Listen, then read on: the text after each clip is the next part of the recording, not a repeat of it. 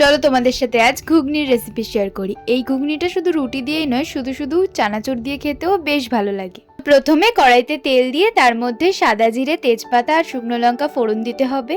এরপর পেঁয়াজগুলো দিয়ে পেঁয়াজগুলোকে ভালো করে ভেজে নিতে হবে। একেবারে কালারটা চেঞ্জ হয়ে গেলে তার মধ্যে টমেটো আর বেটে রাখা মশলাটা অ্যাড করে দিতে হবে।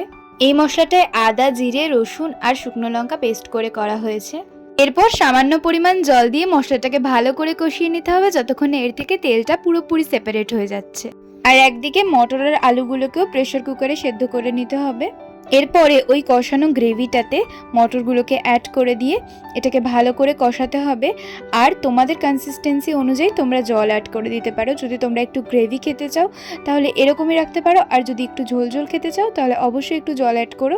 ব্যাস, আমাদের ঘুগনি একেবারে রেডি। রুটি আর স্যালাড দিয়ে এনজয় করো। তো চলো টাটা, দেখা হচ্ছে আবার পরের ভিডিওতে।